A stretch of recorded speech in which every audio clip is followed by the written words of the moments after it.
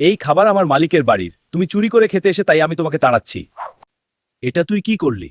আমি ভুল করেছি, আমাকে পালাতে হবে। রবি, তুমি যদি নামাজিক দূরে পড়ো। পড়া কি দাও কর? হ্যাঁ রবি, পড়াশোনা মানুষকে ভালো মানুষ বানায়। স্যার, আজ আমি যা হয়েছি সব আপনার জন্য। আমি শুধু পথ দেখিয়েছি, চলেছো তুমি নিজেই।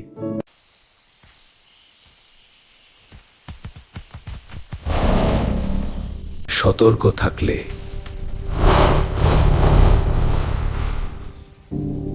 এই সাপ, তুমি এখানে কেন এসেছে? এই পুকুর তো আমাদের। আমি কারো ক্ষতি করতে চাই না, শুধু এখানে থাকতে চাই। অহংকার আর বড় সত্য ভালো নয়। একদিন আমি আমার গ্রামকে আরো সুন্দর করব। সত্যি সোনা বাংলা, একদিন আমি আমার গ্রামকে আরো সুন্দর করব।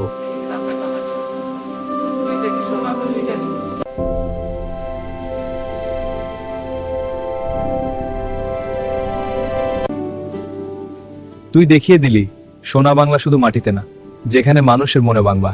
বন্ধু শিয়াল, চলো আমার পিঠে চলো বলি। শিয়াল, আসল কথা হলো চলো। কি কেউ বাইরে রাখে? বুদ্ধিতে তুমি হারলে। কুমির তখন নিজের ভুল বুঝতে পারলো, কিন্তু তখন আর কিছু করার ছিল না। এক ছোট্ট গ্রামে ফারহান নামে এক কৌতূহলী ছেলে ছিল। সে এক পুরনো বর্ষের মানচিত্র পেলে বাক্স থেকে সে একটা মানচিত্র। আমি যদি এই গুপ্তধন খুঁজে পাই, তাহলে গ্রামের সবান হার মানল না। এই নাও সুমন, ঈদের সালামি। ওয়াও, ধন্যবাদ রাফি, তুই সত্যি দারুণ। চল মিষ্টির দোকানে যাই। চল। মা, আজকের ঈদটা আমার সবচেয়ে ভালো লেগেছে, কারণ তুমি আজ আনন্দটা ভাগ করে নিতে শিখে। ফারহান দেখতে পেল রাস্তার পাশে একটা ছোট্ট পাখি ডানা ভেঙে পড়ে। কয়েকদিন পর সকালে ফারহান জানালা গালছে। ফারহান শুধু ভালো মেয়ে নয়, সে একটা সুন্দর মন বয়ে বেড়ায়। বাঁচাও বাঁচাও, আগুন আগুন! স্বাধীনতা কত সুন্দর। তারপর থেকে টুনটুনি আর কখনো খাঁচায় ফিরে যায়নি। সে বন জঙ্গলে বন্ধুদের সঙ্গে আনন্দে থাকতে লাগলো। এই ঝড়েও আমার বাসা শক্ত আছে। বাবু, আমাকে একটু আশ্রয় দাও।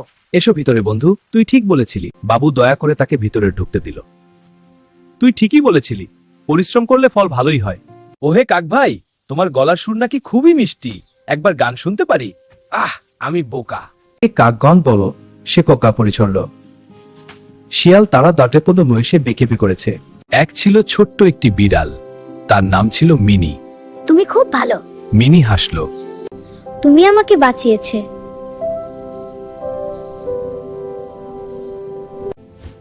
এ কি মাছের কাঁটা? সবাই শোনো, সারস আমাদের ঠকাচ্ছিল। এরপর থেকে আমরা কাউকে সহজে বিশ্বাস করি না। এক ছিল ছোট্ট একটি মেয়ে, নাম তার রূপা। একদিন খুব বৃষ্টি হলো, তোমার মনের ভালোবাসে বনে জ্ঞানী। এ কি শান! রূপা, আমি ভুল করেছি, আমি ক্ষমা করলাম মা। ছোটরা বড়দের কথা না শুনলে বিপদে পড়ে। মা, আমি আর কখনো যাব না।